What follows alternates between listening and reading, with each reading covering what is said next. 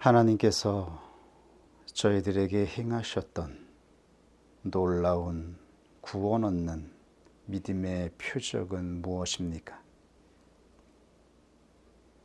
여전히 가려워져 부분적으로 알고 있는 희미한 것이 온전히 하나님의 말씀으로 드러나게 하옵소서. 하나님의 뜻을 알고 기뻐하며 기꺼이 부복하는 자가 되게 하여 주옵소서. 예수님의 이름으로 기도드립니다. 아멘.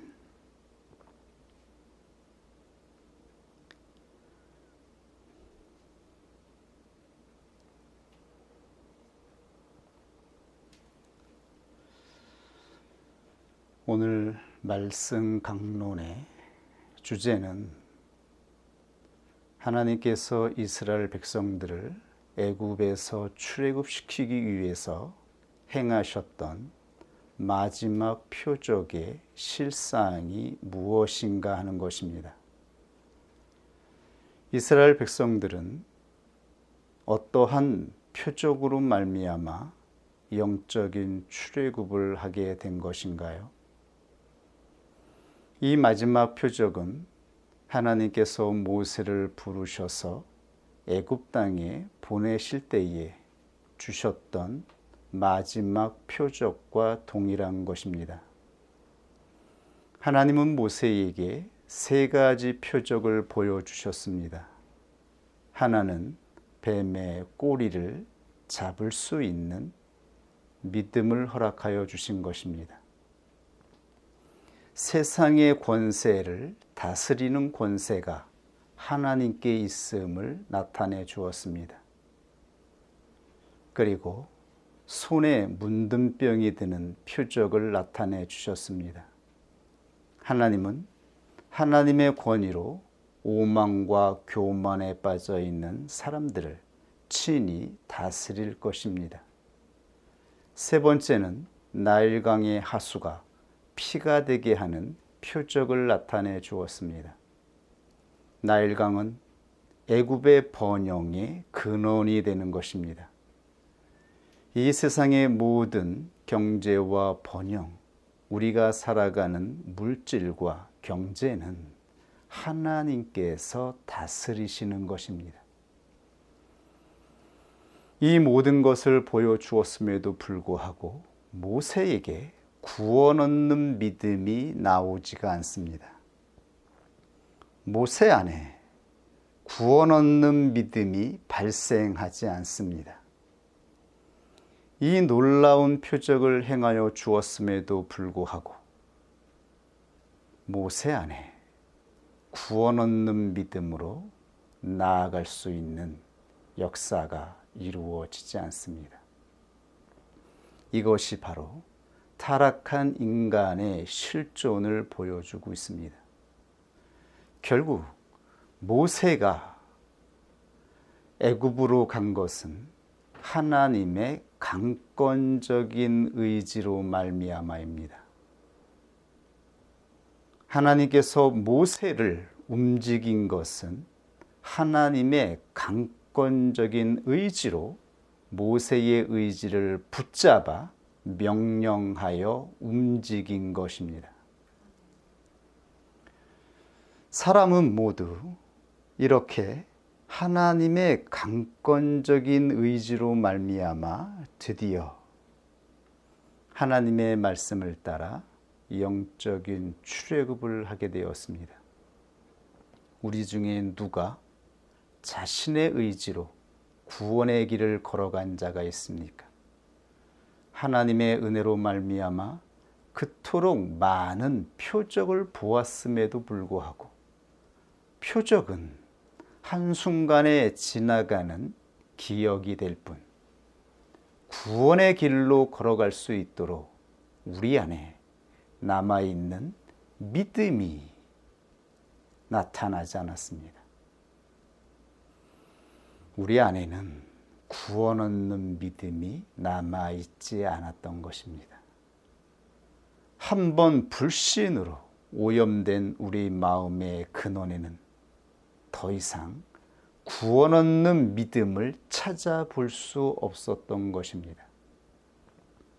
표적은 하나님께서 인격적으로 자신의 능력을 우리들에게 보여주셔서 표적을 본 자가 하나님을 신뢰하게 하기 위해서 나타내 주신 것입니다. 그러나 하나님의 인격적인 놀라운 행위를 보여주었음에도 불구하고 사람은 기꺼이 고개 숙여 구원의 길을 걸어가지 않습니다. 하나님의 강권으로 말미암아 하나님이 자신의 인격을 희생하시고 노를 발하여 강권하실 때에 비로소 움직이게 되었던 것입니다. 이것은 우리가 그토록 붙잡고 있는 알량한 자유의지를 침범하는 것이 아닙니다. 우리는 얼마나 우리 자신의 자유의지를 주장하고 있습니까?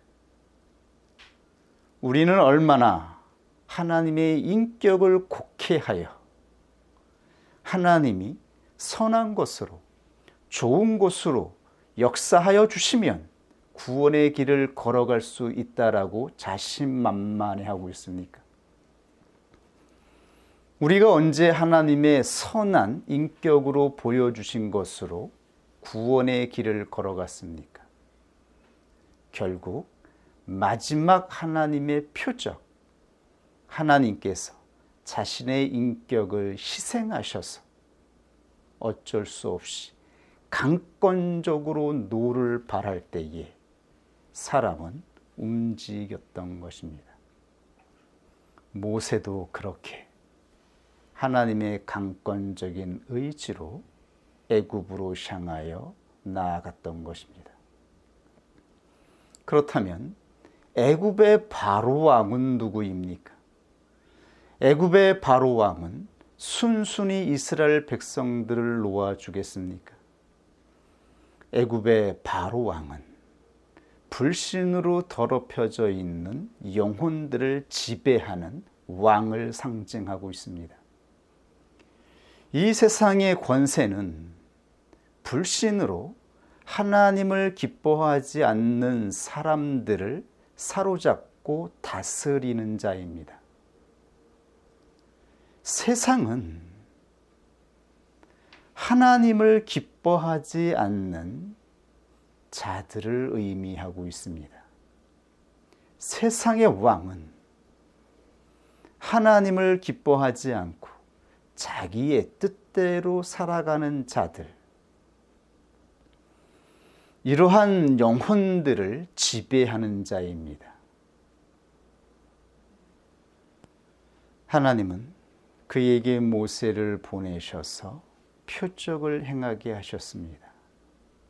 과연 애굽의 바로 왕은 자신의 자리에서 내려와서 하나님 앞에 부복할 수 있을까요?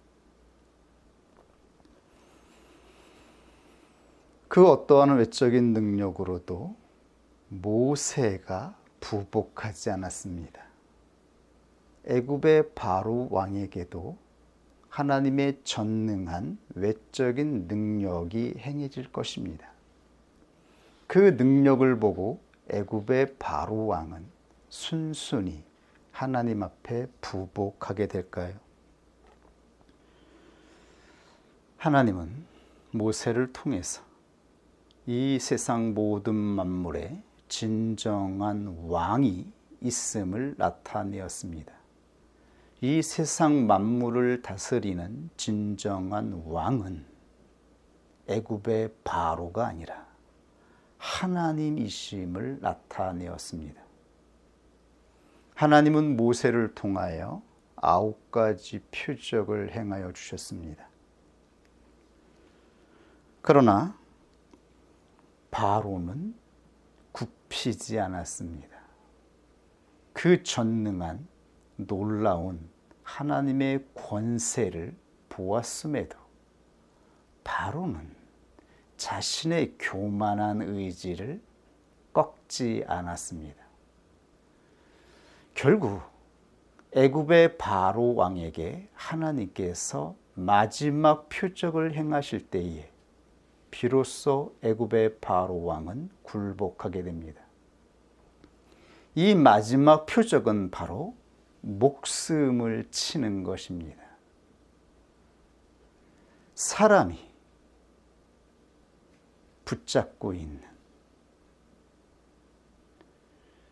사람이 이 세상을 살아가도록 만드는 유일한 끈이 있습니다. 결코 양보할 수 없는, 사람들이 붙잡고 있는 그 어떠한 것이 있습니다. 자신에게 가장 소중한 것, 자기 목숨보다 귀한 것, 자기가 살아가는 이 인생을 지탱하는 그 중심에 있는 것, 그 목숨을 칠 때에 비로소 사람은 부복합니다. 하나님께서 우리에게 얼마나 인격적으로 말씀하여 주시고 관계성으로 설득하고 조명하여 주시지 않았습니까? 하나님께서 얼마나 많은 표적으로 살아계신 하나님이 우리와 함께 한다라고 하는 것을 보여주지 않았습니까?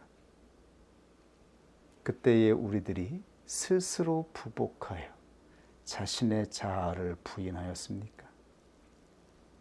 결국 하나님께서 강권적인 의지로 우리의 목숨을 칠 때에 비로소 우리는 엎드려졌습니다.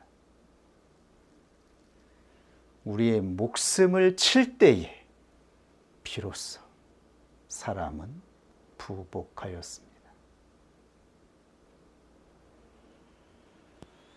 저는 우리 교회에 임하였던 강권적인 의지는 바로 하나님께서 우리가 부복하지 않는 이 의지를 꺾기 위해 행하여 주신 마지막 표적이라고 하는 것을 알고 있습니다.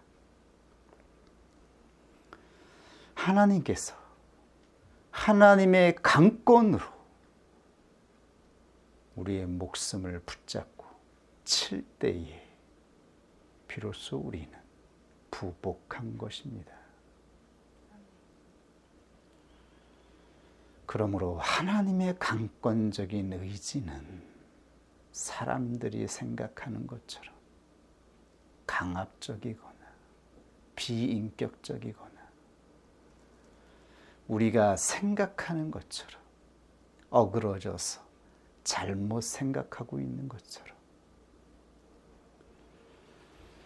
그 불신으로 작용하는 것처럼 그러한 비인격적인 하나님이 아니신 것입니다.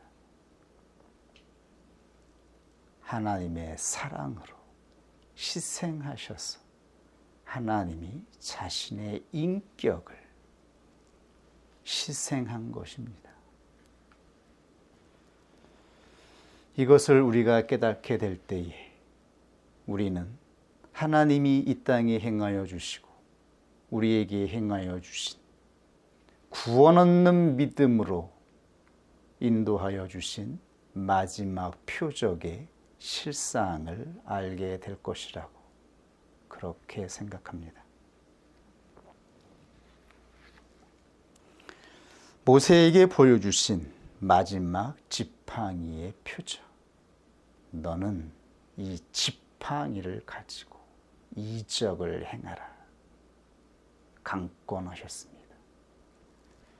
이 지팡이로 말미암아 한 영혼이 구원을 받을 것이며 이스라엘 백성들을 인도하여 낼 것이다. 지팡이의 표적으로 모세를 강권하였습니다.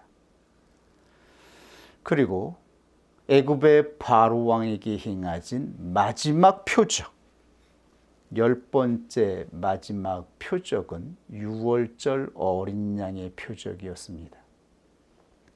이 10번째 표적과 모세에게 행하여 주셨던 마지막 표적은 동일한 것입니다. 첫째 아담 이후 원수 마귀로부터 불신의 씨가 심어진 인간의 마음 안에는 다시 하나님이 기뻐하시는 신뢰라고 하는 거룩한 품질이 회복되지 않았습니다. 아무리 하나님께서 사람들에게 선한 인격으로 이 모든 세상 만물을 다스리는 하나님이 있음을 나타내었어도 사람은 끝내 불신으로 삐뚤어졌습니다. 이것이 바로 우리 자신의 모습입니다. 그렇다면 사람의 영혼을 구원하는 마지막 표적의 실상은 무엇인가요? 우리에게 보여주신 구원 얻는 마지막 표적의 실상이 있습니다. 하나님은 애굽 땅에 9가지 표적을 행하였습니다. 첫째는 나일강이 피가 되게 하신 것입니다.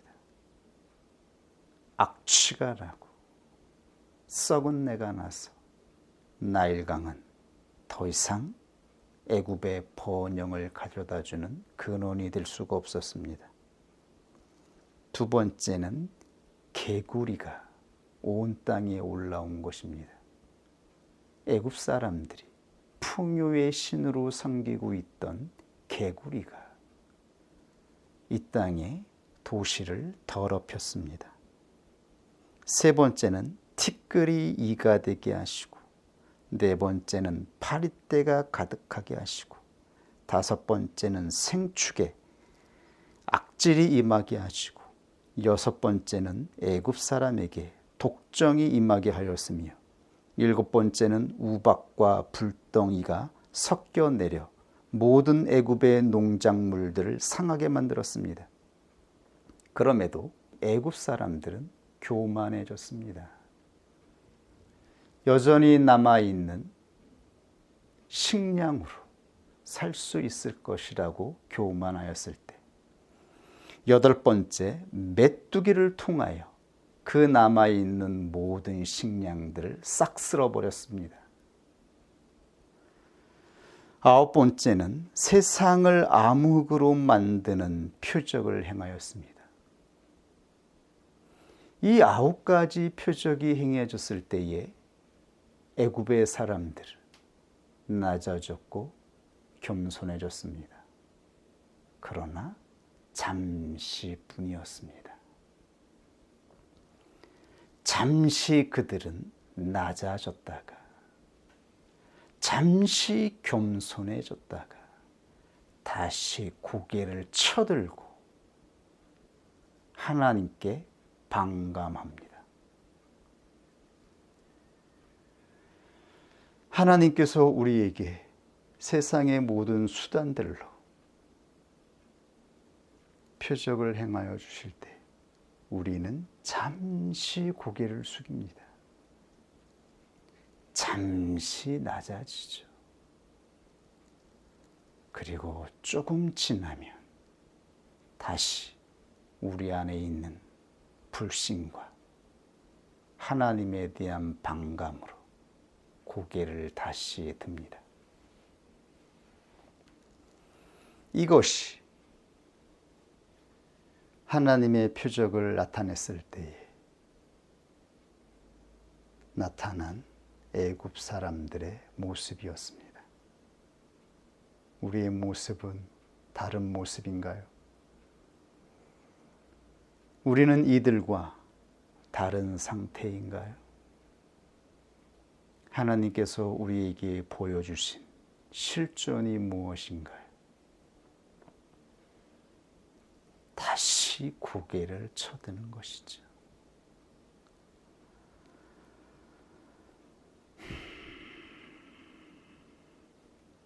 하나님의 인격을 왜곡하는 것이죠.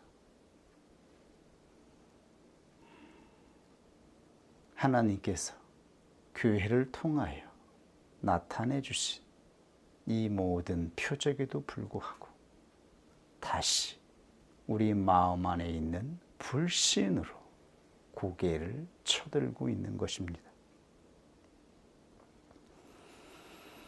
애굽 사람들은 우상을 섬기고 있었습니다. 하나님께서 나타내신 9가지 표적은 애굽 사람들이 신처럼 섬기고 있는 우상이었습니다. 하나님은 그 우상들을 다스려서 그들이 섬기는 이 우상들이 얼마나 부패되어 있고 썩어져 있으며 가짜인지를 나타내었습니다. 우상은 하나님을 반감하는 인간의 불신이 만들어낸 신의 형상입니다. 자기가 원하는 형상을 만들어낸 것입니다. 스스로 만들어낸 형상으로 하나님처럼 떠받고 있습니다. 하나님이 그 모든 것을 파쇄하고 그것들이 얼마나 우리의 인생을 더럽게 하였는지, 그것이 얼마나 허망한 것인지, 그것이 얼마나 우리를 지킬 수 없는 것인지를 다 보여주었음에도 불구하고 우리는 전적으로 하나님 앞에 신뢰함으로 엎드리지 않습니다. 다시 고개를 쳐들고 있는 것입니다. 결국 하나님은 마지막 표적을 행하였던 것입니다. 이 마지막 표적으로 말미암아 애굽의 바로 왕은 이스라엘 백성들을 놓아 주었으며 하나님이 부르신 자들은 안전하게 출애굽을 하게 되었습니다. 이 마지막 표적이 무엇인가요? 마지막 표적이 나타났을 때에 이들을 구원하였던 구원 얻는 믿음의 실상이 무엇인가요? 그것은 하나님께서 부르심을 입은 자들에게 어린 양의 피를 뿌려준 것입니다. 유월절 어린 양의 피가 뿌려졌을 때에 한편에서는 죽음의 심판이 이루어졌으며 다른 한편에서는 구원이 이루어졌습니다. 구원은 심판과 동시에 발생하는 것입니다. 죽음이 없다면 구원이 어떻게 우리에게 인식되어지고 필요하겠습니까? 우리는 죽음으로부터 구원을 받았습니다. 우리의 구원은 상상이나 하나의 생각이 아니었습니다. 우리의 인생이 무너지고 우리가 붙잡고 있었던 마지막 우리의 인생을 지탱하는 목숨이 상실될 때에 우리를 다시 살아나 이 인생을 걸어가게 한 은총이 우리들에게 주어졌습니다. 이 은총을 알지 못한다면 우리가 어떻게 구원을 받았다라고 확신할 수 있겠습니까? 이것은 우리가 살아온 인생의 실존이었으며 현실이었습니다. 우리는 우리의 인생이 완전히 무너지는, 우리가 지탱하고 있었던 그 모든 것이 상실되는 삶의 현장에서 구원을 받아 새로운 인생을 시작하게 되었다라고 하는 것을 다시 기억할 수 있기를 원합니다. 6월절은 히브리어로 페사크라고 합니다. 이 의미는 넘어가다라는 뜻입니다. 무엇이 넘어갔다는 것일까요? 6월절은 넘어갔다라는 것입니다. 죽음의 권세가 넘어갔다라는 의미입니다. 애굽의 모든 장자가 심판을 받아 죽게 되었을 때에 죽음의 사자가 한밤중에 애굽 땅에 임하여 장자의 목숨을 앗아갈 때에 이스라엘 백성들의 장자는 구원을 받았습니다. 죽음의 권세가 넘어간 것입니다. 하나님은 이사야 선지자를 통하여 이 놀라운 하나님의 역사가 어떠한 것인지 다시 선포하였습니다. 애굽은 사람이요 신이 아니며 그 말들은 육체요 영이 아니라 여호와께서 그 손을 드시면 돕는 자도 넘어지며 도움을 받는 자도 엎드러져서 다 함께 멸망하리라. 여호와께서 그 식물을 움키고 으르렁거릴 때에 그것을 치려고 여러 목자가 왔다고 할지라도 그것이 그들의 소리로 인하여 놀라지 아니할 것이요 그들의 떠듦을 인하여 굴복지 아니할 것이요 이와 같이 나 만군의 여호와가 강림하여 시온산과 그 영 위에서 싸울 것이며 내가 날개치며 그 새끼를 보호한 같이 나 만군의 여호와가 예루살렘을 보호할 것이라. 보호할 것이라 히브리어로 가난입니다. 덮는다라고 하는 것입니다. 둘러쌌다라고 하는 것입니다. 하나님께서 장막을 쳐서 우리가 구원의 여정을 시작할 때에 하나님께서 보호하여 주셨다 말씀하십니다. 그것을 호위하며 건지며 넘어와서 구원하리라 하셨나니 여기서 바로 페사흐 넘어갔다라고 말씀하십니다. 어떻게 죽음의 권세가 넘어갈 수 있었겠습니까? 어떻게 우리가 안전하게 세상에서 빠져나올 수 있었겠습니까? 어떻게 우리의 인생이 무너지는 그 현장에서 살아날 수 있었겠습니까? 우리가 한평생 살아오던 수십 년의 인생이 무너지던 그 현장에서 우리의 영혼이 좌절과 절망으로 소멸되지 아니하고 새로운 인생을 시작할 수 있었겠습니까? 무엇이 우리를 지켜내었다라고 말씀하고 있습니까? 하나님께서 독수리가 절벽에서 떨어지는 어린 새끼를 받아 품음같이 우리를 품으시고 죽음의 심판에서 보호하시고 인도하셨다라고 말씀하고 있는 것입니다.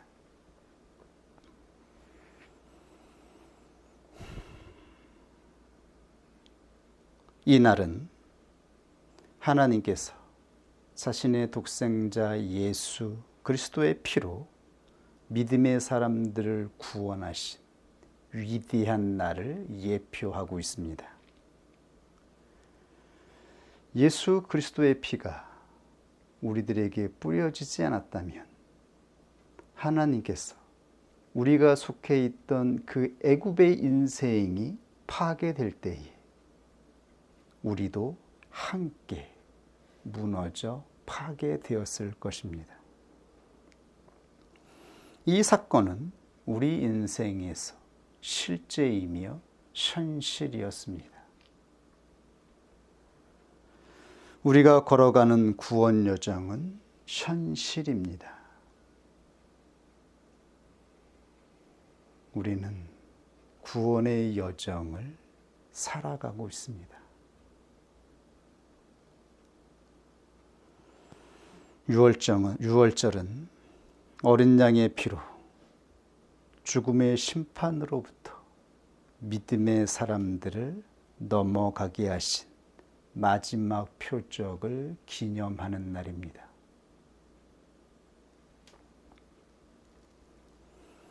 어린 양의 피가 뿌려진 곳에는 죽음의 권세가 가까이 하지 못했습니다.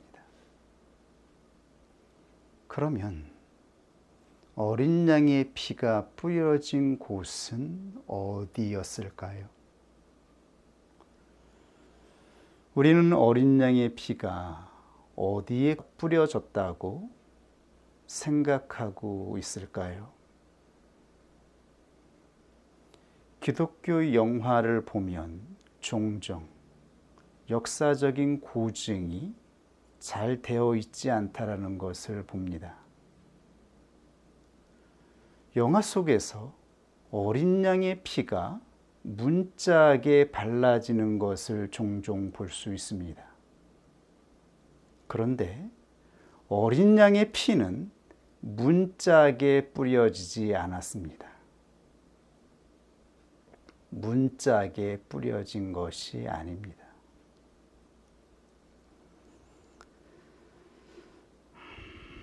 하나님의 말씀을 확인하겠습니다. 너희는 우슬조 묶음을 취하여 그릇에 담은 피에 적시어서 그 피를 문 임방과 좌우 설주에 뿌리고 아침까지 한 사람도 자기 집 문 밖에 나가지 말라. 출애굽기 12장 22절. 어린 양의 피는 문짝에 뿌려진 것이 아니라 좌우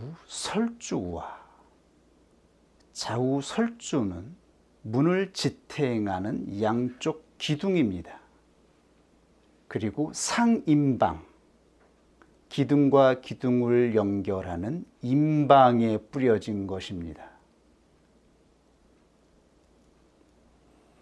문짝에 뿌려지는 것이 그럴싸해서 쉽게 이해할 수 있어서 영화 속에는 문짝에 발라주고 있지만 실제로 유월절 어린 양의 피는 문을 지탱하고 있는 좌우 설주와 상임방에 뿌려진 것입니다. 이것이 바로 예수 그리스도의 십자가를 예표하고 있었기 때문입니다. 십자가에 피가 뿌려졌다라고 하는 것을 나타내기 위해서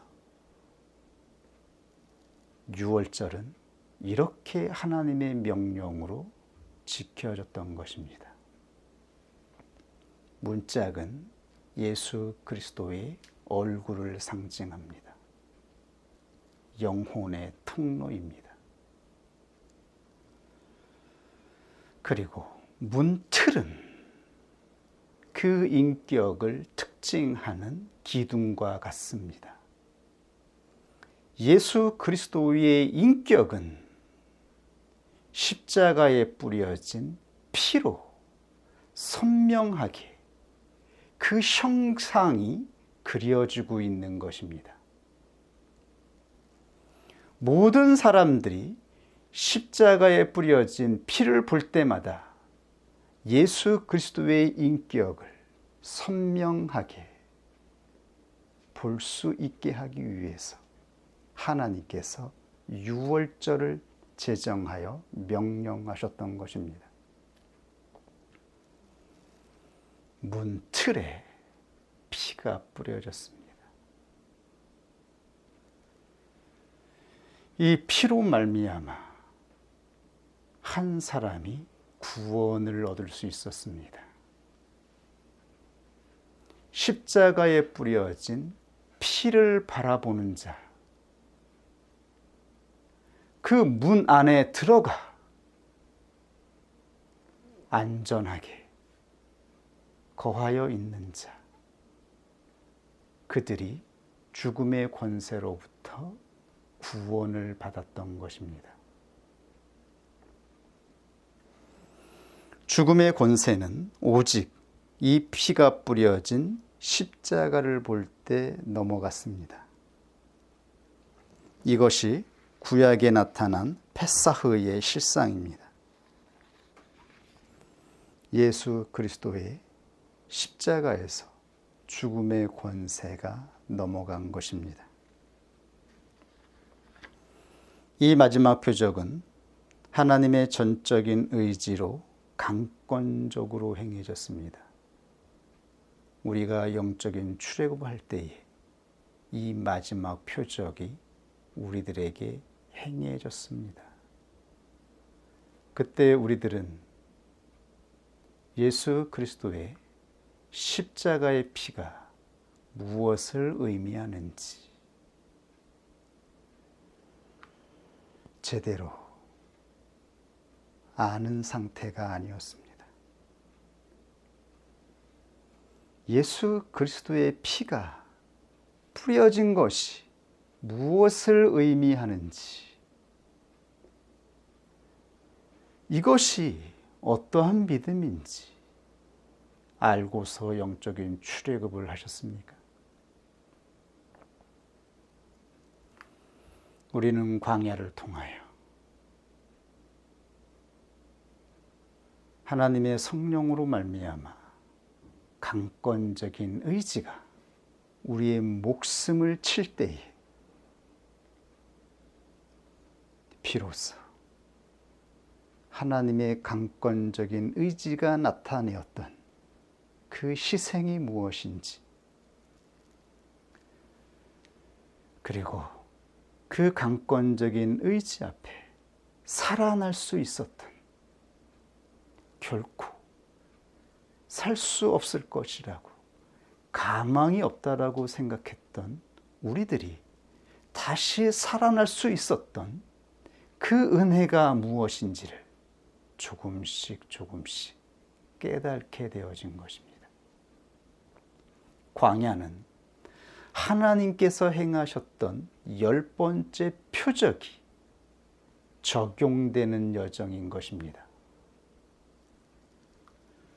우리가 왜곡하였던 하나님의 강권적인 의지가 바로 예수 그리스도의 십자가에 뿌려진 피의 의지임을 알게 될 때까지 우리는 광야를 걸어가는 것입니다.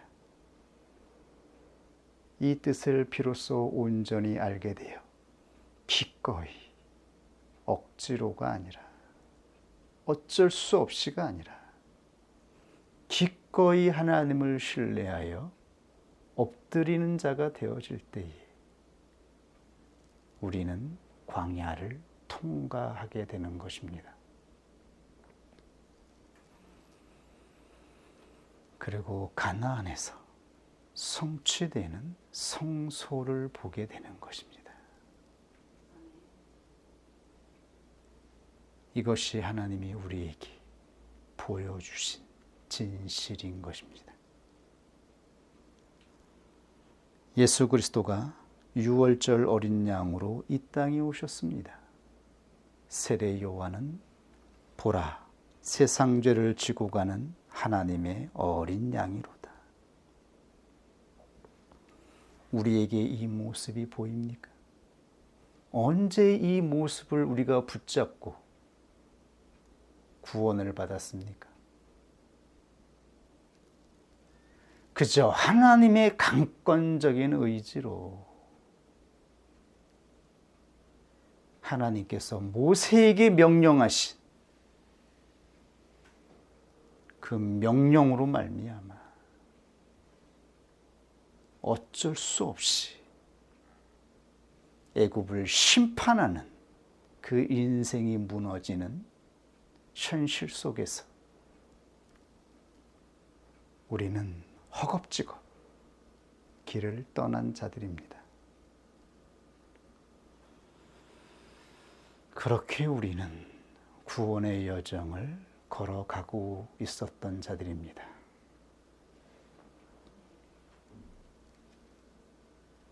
예수님은 이 땅에 오셔서 공생의 사역을 마치시고 유월절 어린 양의 표적을 완성하기 위해서 유월절날 예루살렘으로 올라가셨습니다.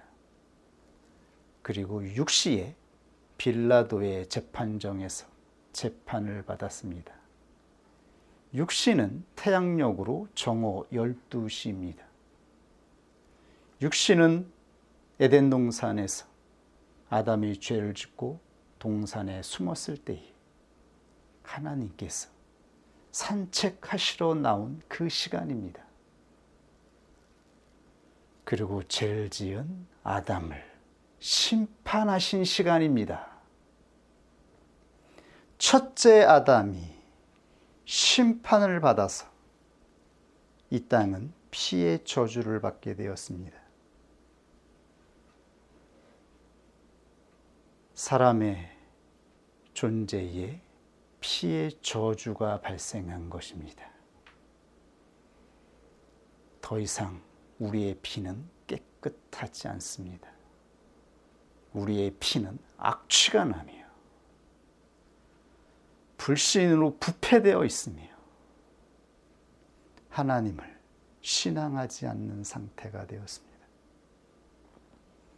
그래서 예수님이 둘째 아담으로 이 땅에 오셔서 유월절날 6시에 빌라도의 재판정에서 재판을 받으시고 해질녘 어린 양을 잡던 그 시간에 숨을 거두신 것입니다.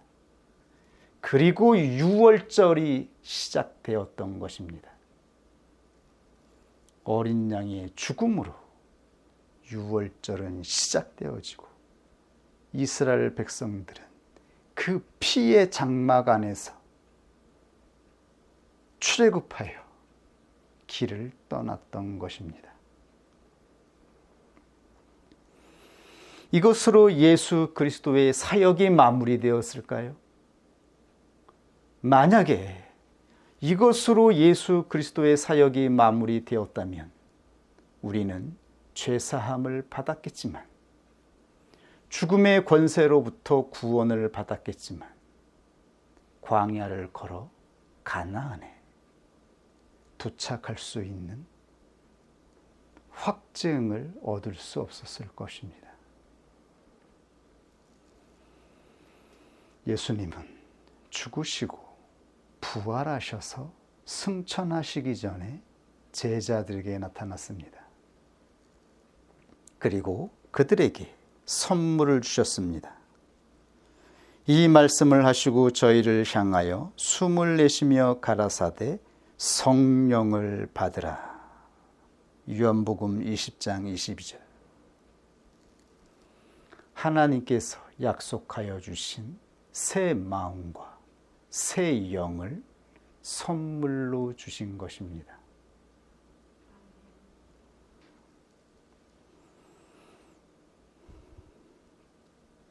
우리가 출애굽하게 된 것은 유월절 어린 양의 핏부림을 받았기 때문입니다. 그리고 하나님이 약속하여 주신 성령을 통하여 하나님은 이스라엘 백성들의 광야를 인도하여 주셨습니다. 그들이 가나안에 도착하기까지 하나님은 불기둥과 구름기둥을 통하여 하나님이 함께 하심을 증거하였습니다. 나타내 주셨습니다. 모세는 하나님의 영혼을 인도하는 교회, 불기둥과 구름기둥은 성령, 예수님은 자신의 피로 우리를 구원하여 주셨을 뿐만 아니라 우리가 광야를 통과할 수 있도록 성령을 보내시고 우리 안에서 성령을 통하여 우리 마음에 숨은 것들, 거짓들, 위선들을 조명하여 주셔서 하나님의 거룩한 말씀으로 씻겨 주셔서 광야를 통과할 수 있도록 안내하십니다. 성령은 우리 안에 있습니다. 성령으로 말미암아 강권적인 의지가 우리 가운데에 적용되었습니다. 우리 마음에 손을 얹고 생각해 보십시오. 강권적인 의지가 역사하지 않았다면 우리가 고개를 숙였겠습니까? 우리가 부복할 수 있었겠습니까? 왕의 자리에서 내려와서 겸손히 하나님을 전적으로 신뢰하는 그 순간을 맛볼 수 있었겠습니까? 우상이 아니라 하나님 앞에 전적으로 의뢰하여 신뢰하는 그 믿음은 우리의 의지로 발생하지 않았습니다. 우리는 그런 인격이 아닙니다. 지금도 그런 인격이 아닙니다. 그 순간을 기억해 보면 도저히 우리 안에서 나올 수 없었던 전적인 부복과 전적인 신뢰는 하나님의 강권적인 의지로 발생한 거였습니다. 이것이 바로 우리에게 보여주신 진실이며 현실입니다.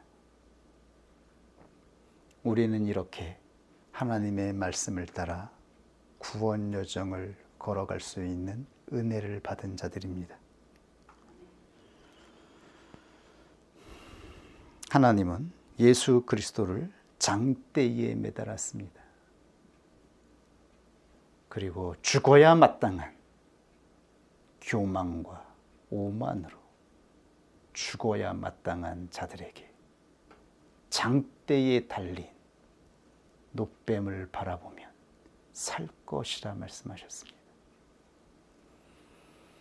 우리가 살 수 있는 유일한 방법, 다시 시작할 수 있는 유일한 방법, 하나님이 주신 새 의지로 이 길을 걸어갈 수 있는 유일한 방법은 장대에 매달린 예수 그리스도를 바라보며 절벽에서 떨어지는 것입니다. 우리의 자아를 절벽에서 떨어뜨리는 것입니다. 다시 살아나신 예수 그리스도가 새끼를 품는 독수리처럼 우리를 받아서 다시 시작하게 하실 것을 믿는 믿음으로 우리의 자아를 절벽에서 떨어뜨려 완전히 부복하는 것입니다. 그때 우리는 살아났습니다. 우리는 새 마음을 받았습니다. 새 의지로 매 순간 다시 시작하여 안전하게 이 길을 걸어가고 있습니다. 이 말씀 앞에 신뢰함으로 진정으로 고개 숙이는 믿음의 사람이 될 수 있기를 원합니다. 하나님의 말씀은 진실이며 진리임을 믿는 자가 되기를 원합니다. 같이 하나님 말씀 앞에 기도하겠습니다.